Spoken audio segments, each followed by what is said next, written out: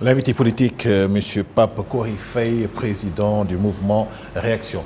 Alors Cheikh Hassana Fall ma bàyyi nga dalal suñu gan. waaw ñu am mbégte àndaat ak yow al ci matinale d'information Tok Tok Sénégal ñi ko waxee ñu ngi am mbégte dalal ci plateau bi koo xam ne ñenn ñi dañ koy jaawale ak maire Parcelles Assainies ndax bokkoon na ak ñi xam ne ñoom ñoo jiite léegi mujjanteel nga déggoo ñàkk ca am moom mu jël yoonu boppam ñu gën koo miin ci turu Go Faye turam di Pape Kory moom mi xam ne moom moo jiite mouvement bi ci Réaction dëkk foofee ca Parcelles Assainies nekk acteur politique la ñu am mbégte dalal ko ci plateau bi Pape Kory wala Go ñu nuyu la bu baax am mbégte dalal la ci plateau bi bàyyi la nga nuyu waa Sénégal ak waa àdduna.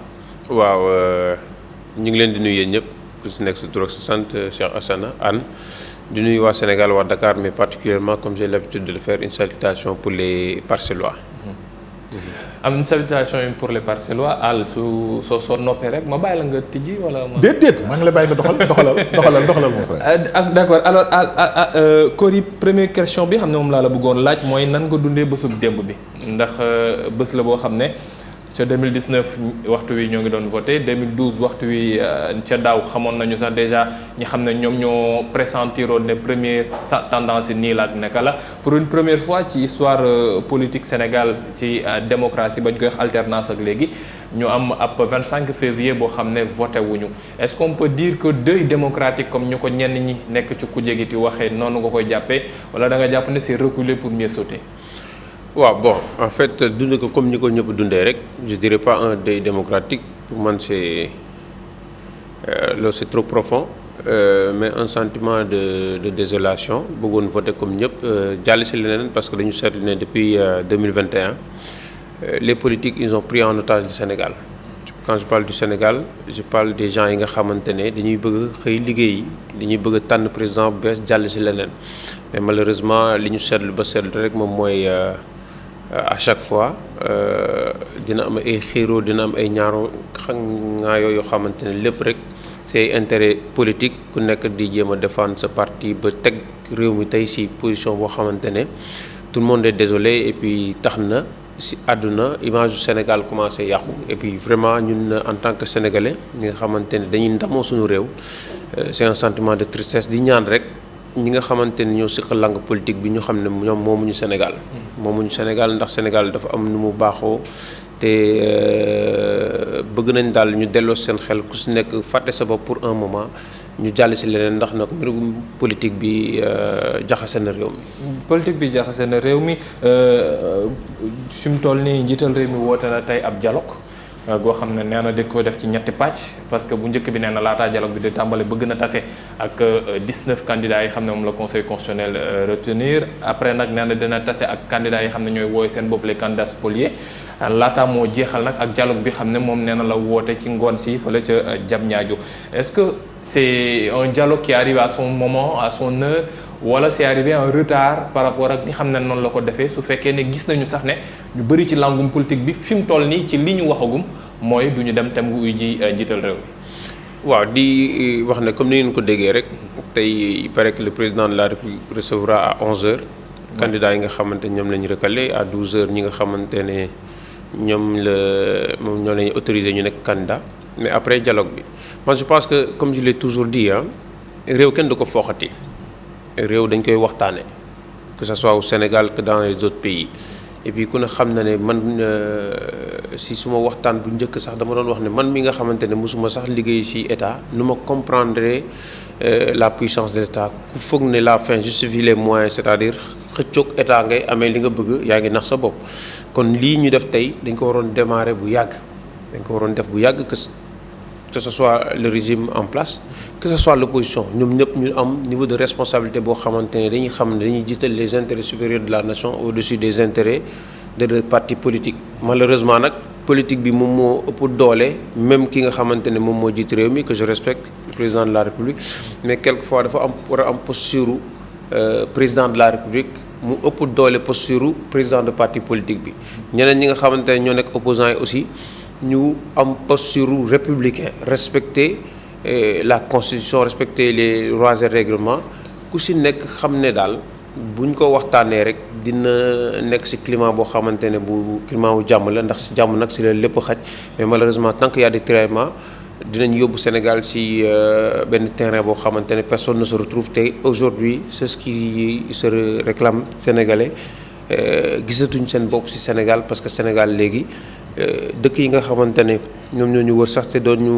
def référence ñu ñuy commencé yëpp opinion internationale bi tey Sénégal la ñuy xëyee te man mi nga xamante ne tukki naa dans la sous-région en Afrique tukki ci yeneen dëkk yi gis naa daal l'image du Sénégal est en train d'être écornée te on est obligé le président de la République en premier de restaurer l'image du Sénégal à travers peut-être tey parce que li ñu mën di wax rek mooy waxtaan dañu mën a génnee ci situation bi kon tamit la responsabilité voudrait que ce soit ñi nga xamante ne ñoom la conseil constitutionnel validé que ce soit ñi nga xamante ne recalé toutes les personnes yi nga xamante ne ils se disent sénégalais te bëgg Sénégal génn ci lu mu nekk ñu dem toog autour d'une table pour essayer de trouver une solution qui va sortir de Sénégal de ce gouffre là.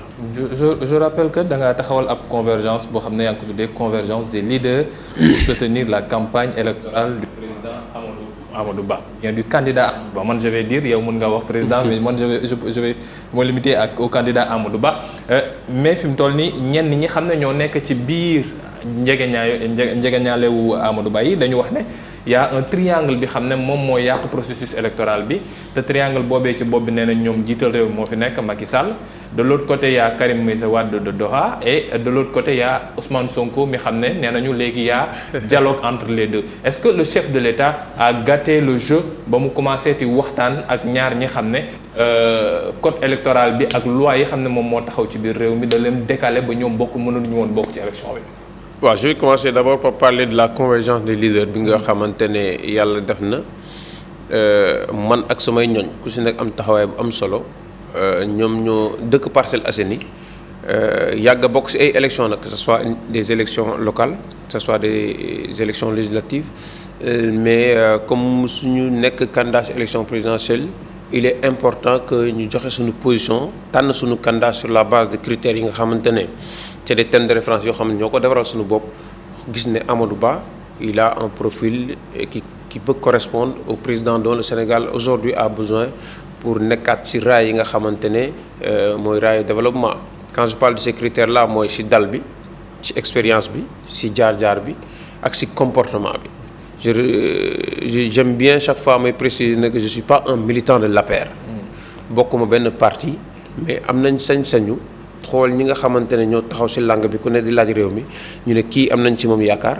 et d'autant plus que bu ñu comparer les CV ak 19 wala 80 candidats yi fi nekkoon man je pense que y a pas photo am loo xamante ne nag dañ ko bokk te mënuñu ko xaajoo muy Parcelles Assainies bi mu dëkk ñu am yaakaar ne Parcelles Assainies ak dayo mu am ci Sénégal nekk la commune la plus importante en termes d'électorat on mérite d'avoir un président bu ko defee Parcelles Assainies dina profiter de la position de président c'est pas être égoïste hein, mais c'est naturel donc moom moo tax ñu taxawal la convergence des leaders bokk ak suñu ñoon ñi nga xamante ne depuis que Amadou Ba nekk candidat ñu ngi ci dox di ci liggéey te xaaruñu ko ci dara nag xaaruñu ko ci dara mooy yàlla xam na ne duñ ko gis sax mais dañuy def suñu devoir de citoyen et devoir de parcellois di ci def suñu alal donc deuxième bi le triptyque le triangle bi le triangle Karim Wade le triangle des exclus on les appelle comme ça parce que ñoom ñett ñëpp kenn bokkutu ci woon ci présidentielle. waaw man dama gëm ne rek comme que toll nañ fii boo ma posé woon cette question là un mois avant wala jour bi conseil constitutionnel dafay jëlee décision que ne ñoom bokkuñu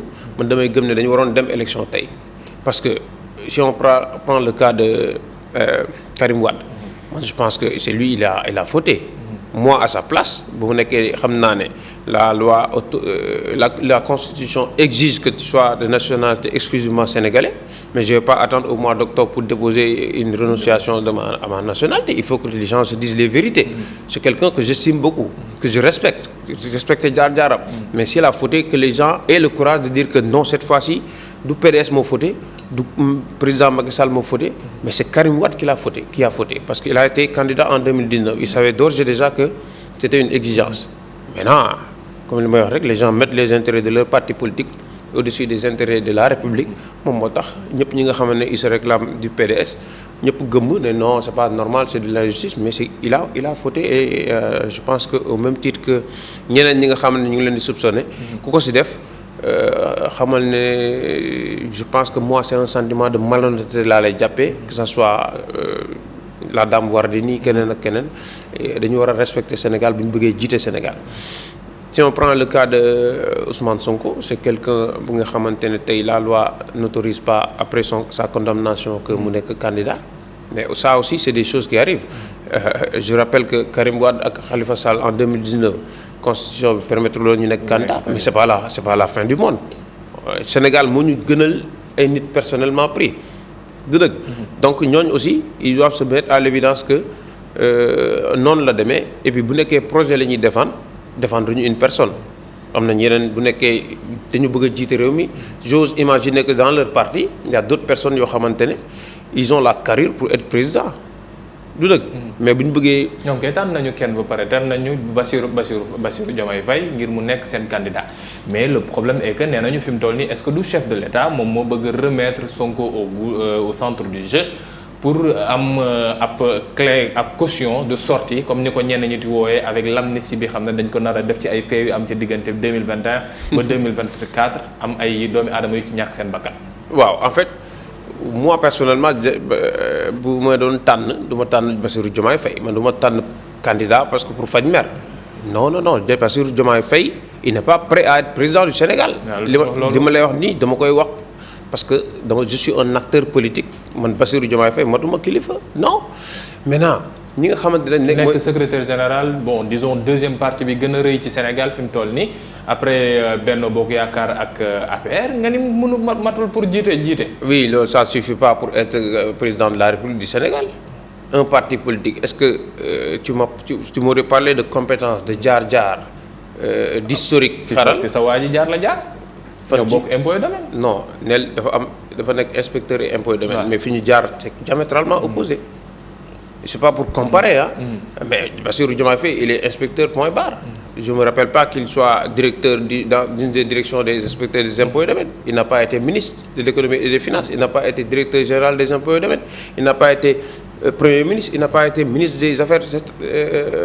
des affaires étrangères. C'est-à-dire bu ñu waxantee dëgg rek te yàlla tax. Quand tu le compares au candidat qu'on a choisi mais moom si boppam xam na ne quelqu'un boo xamante ne. Ton directeur à l'époque moom moo doon Amadou Ba. après jaar yi mi jaar yëpp jaaroo fa bref c'est pas important ce qui est important c'est le Sénégal mais il est bon aussi que ñu analyser froidement les choses xam ne waruñu am un président boo xamante ne pour faj mer la dañu war am aujourd'hui un président qui va dañoo war fal. waaw sénégalais nag malheureusement li ñuy wax mënuñu. ñun dañoo yàgg folli nag. waaw folli moom moo tax nag ñun ñi nga xamante ne tey dafa am ñu ñuy déglu am niveau de responsabilité boo xamante ne am nañ ko.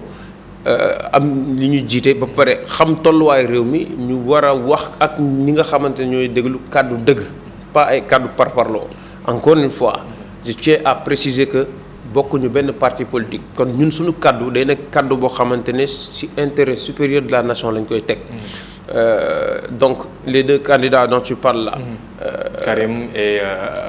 Karim ak Ousmane Sonko. Karim, les candidats qui ne sont pas candidats disons-le. Ils sont pas candidats mais c'est eux qui tirent les ficelles apparemment.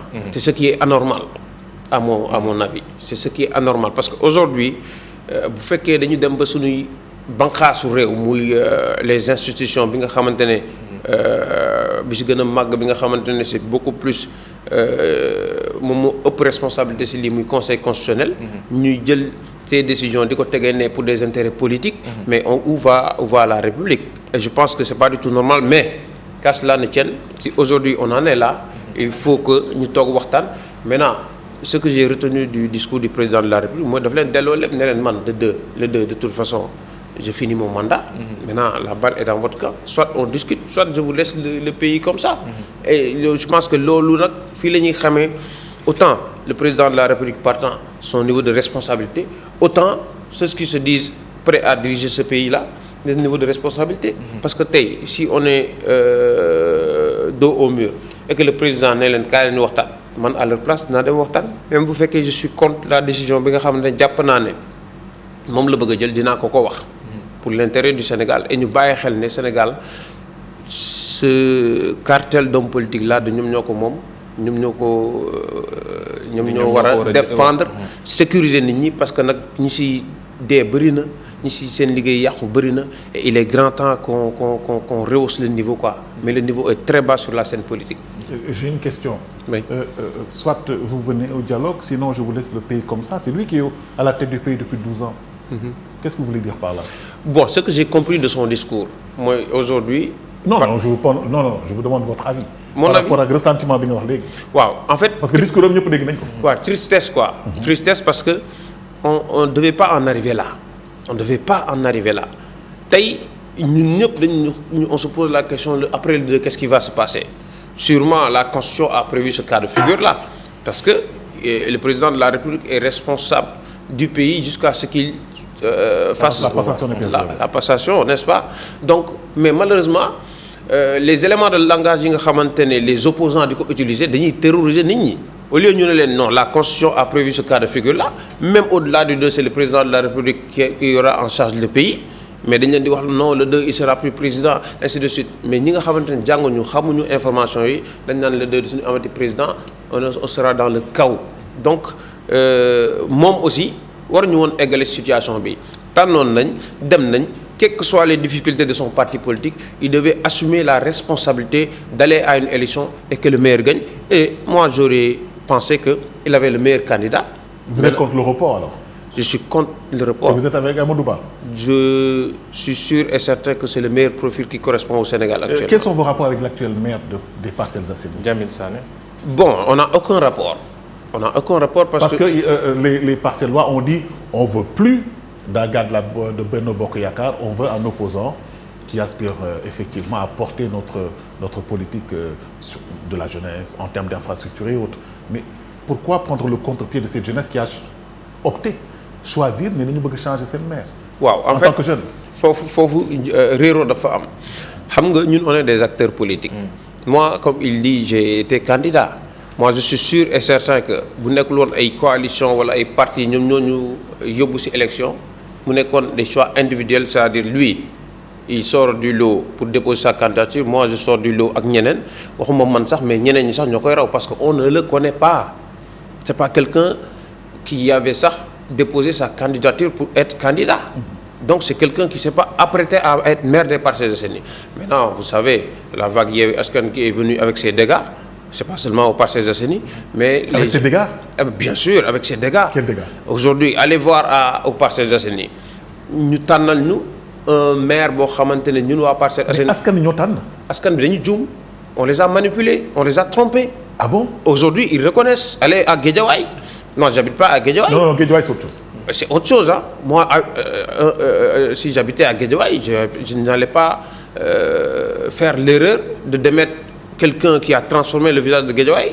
Je parle de Aliou Sall que je connais pas que j'ai jamais vu di teg koo xamante ne mais wax rek la jëlee réew mi ak sos c'est-à-dire il faut qu'on dise les choses telles quelles dañu nekk ci Sénégal dëkk boo xam ne dëkku tuuma la dëkku tuuma moom moo tax ñu teg fi ay nit ñoo xamante ne amuñu compétence wax ak sos lañ jëlee réew mi ñi langaamu ci benn machine manipulatrice. mais est-ce que sos boobu tamit mën na bañ a nekk sos méngoog seen i jëf parce que nit ñi tamit seen bët nañu am pour xool.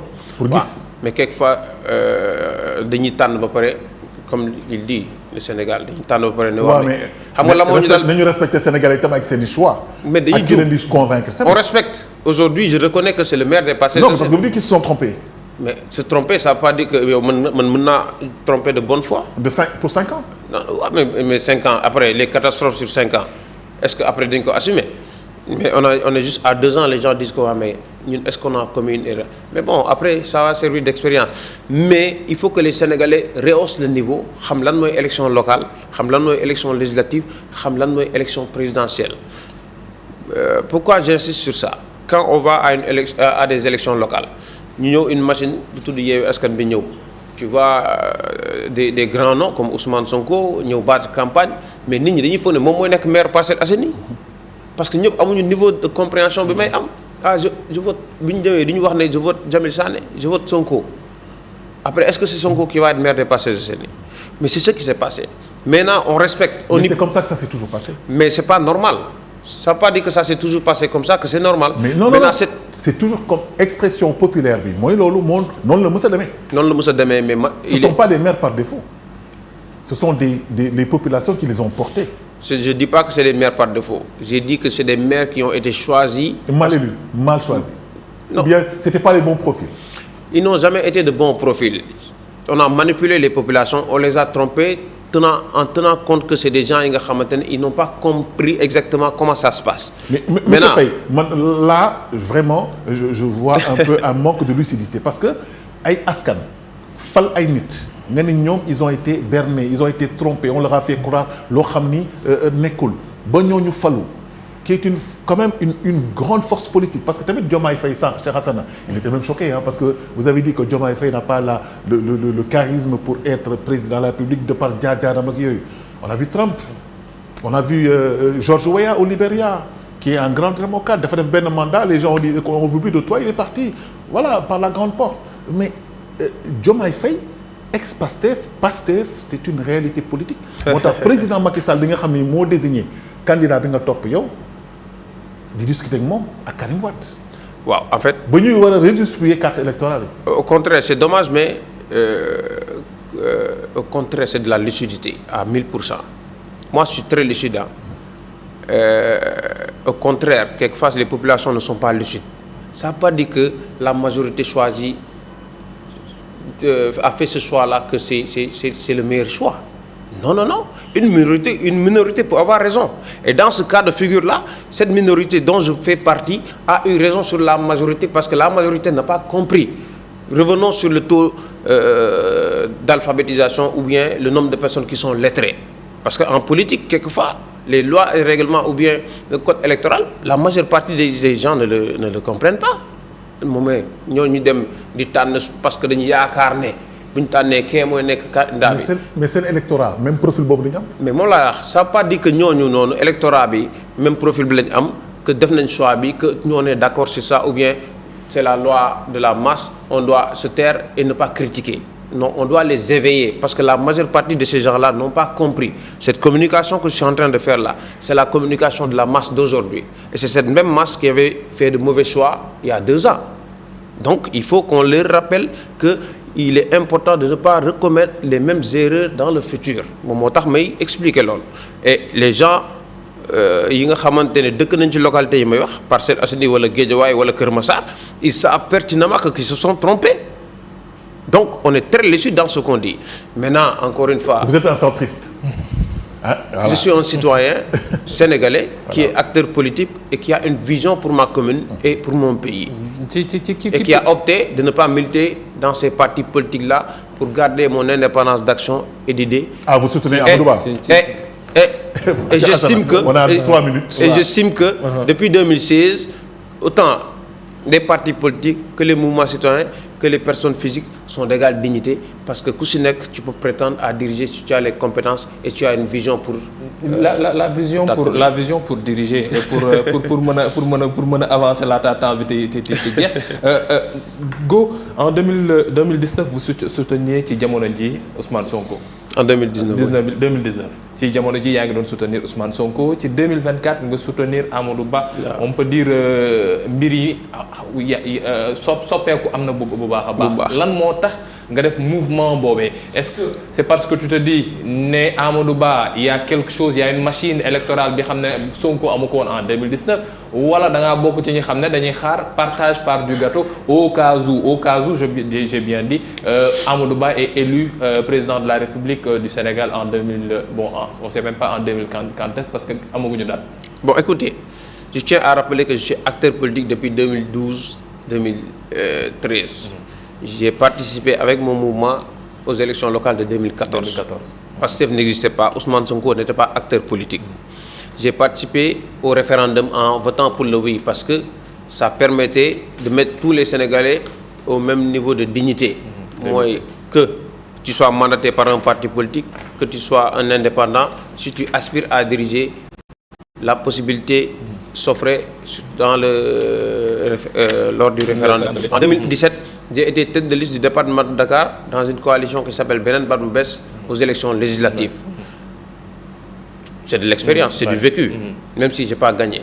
J'ai gagné en expérience. En 2019, nous avons opté de donner sa chance à Ousmane Sonko. À l'époque, je rappelle bien, il n'était pas accompagné de ces hommes politiques aujourd'hui qui l'ont poussé dans le précipice.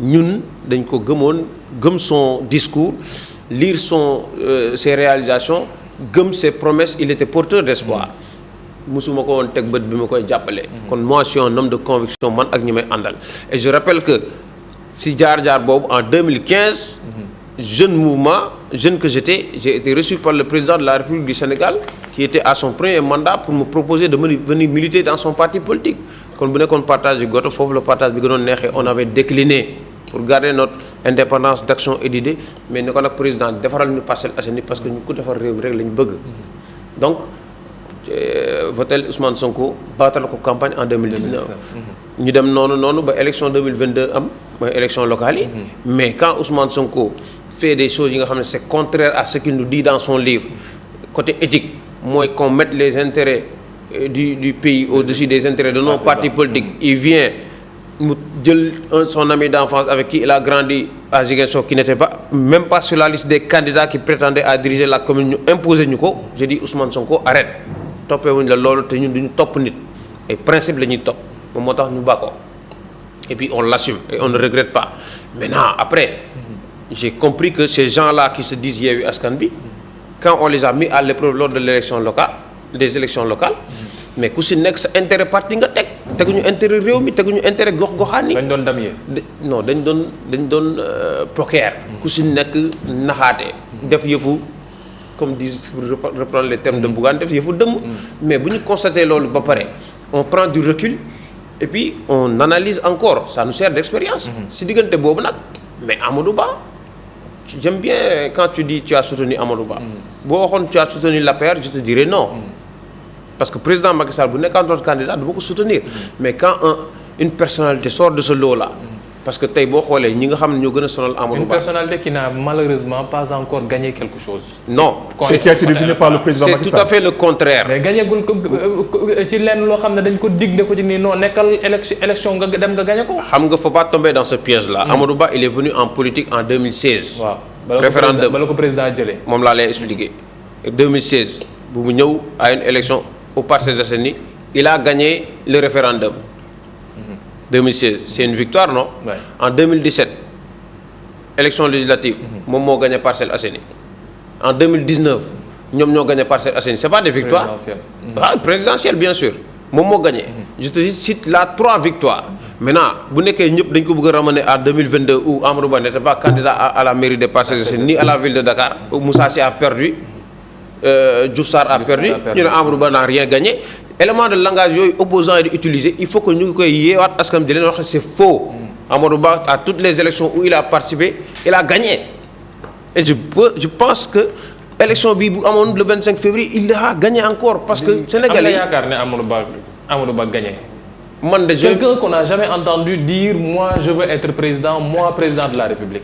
oui temps bi jeex na waaw non est-ce que am nañu yaakaar parce que on l'a jamais entendu ouvertement Amadou Ba quand même se mettre quelque part taxaw ci kanamu sénégalais na leen moi président de la République moi je veux être président de la République c'est comme si da ngeen am dafa am décalage boobu wala dafay xaar président jox ko aval à 100%. non le président lui a donné son aval Amadou Ba il a son style il n'est pas go fay. moi je dis je veux être.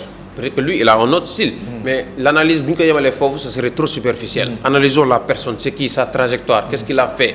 comment il se comporte par rapport au contexte est-ce que il n'a pas le meilleur profil pour réconcilier tous les Sénégalais. ça ce serait pertinent. moi en toute conviction tànn ma ko parce que président Macky Sall da ko tànn parce que moi je suis pas un militant de Macky Sall. je suis pas un militant de l'APR. dama ko non mais temps bi jeex na la parce que non 2 minutes jeex na 2 minutes jeex na. lu tax nga tànn ko. dama ko tànn parce que sur la base de critères xool ci jaar-jaar bi xool ci expérience administrative bi il a le meilleur profil bu ñu tegee candidat yëpp teg seeni CV on déchire les autres ça c'est sûr. maintenant le gars il est très calme il est très serein mais il est très endurant gis ngeen yéen ñëpp sénégalais gis nañ ce qu'il est en train de vivre dégg ngeen ko mu onk c'est vrai loolu yëpp c'est des qualités par rapport ak président bi nga xam ne Sénégal moom a soxla d'un leader. il a une sympathie naturelle il a un capital sympathie fort et il faut qu'on lui fasse confiance maintenant wax na yuuxu na xuloo na xulowul non jugeons la personne intrinsèquement et puis je pense que aujourd'hui il peut réconcilier autant l'opposition et le pouvoir et c'est ça, c'est le challenge dont on l'attend. Merci beaucoup cher Hassana Fall. Merci monsieur Faye. Merci beaucoup. Vous êtes d'une belle courtoisie. Merci. C'est moi qui vous remercie. Et un homme de conviction. Voilà, respect à vous. Merci. Voilà, merci cher Hassana. jaajëf. À demain. ginnaaw waate suba. Voilà, dans un instant, Xew Jamono, professeur Mbaye Thiam ak Mohamed Kandji, j'imagine qu'ils vont parler du dialogue national initié par le président de la République du Sénégal, monsieur Macky Sall. Vraiment une main tendue envers comment on dit, c'est choisi, c'est présidentiable. jot nga sa carte yow pour palais. jot nga sa carte. jotuma ko de. yaay war naa ko jot de. Macky war na la yónnee carte. non mais c'est que dañu sonn rek en tant que citoyen. mais na la yónnee carte man mosuma def communication. dina war a yónnee carte d'invitation. Voilà, Xew Jamono, dans un instant, synchronisation sur la 90.3, mooy iRadio, et sur ITV, 10h30, 12h30, vous aurez Feussellement avec Fafa, 10h ba 14h, Cheikh Sarr, Anissa ak Fatou Waré, si Xorom si Tine, l'animateur des 4 points cardinaux. D'ici là, portez-vous bien et j'imagine qu'il y aura des éditions spéciales tout au long de la journée pour vous tenir au courant de ce qui se passe à Diamniadio, au SICAD et en même temps aussi au Palais de la République pour ce dialogue initié par le président de la République du Sénégal. Li ngeen bëgg ci bés bi yal na leen ko yàlla defal dialogue bi yàlla na sotti dem leen wuy ji président ngeen waxtaanee lépp li ngeen war a waxtaanee ngeen tënk mbir yi ñu voté élection présidentielle fal beneen président. Au revoir, bonne suite des programmes.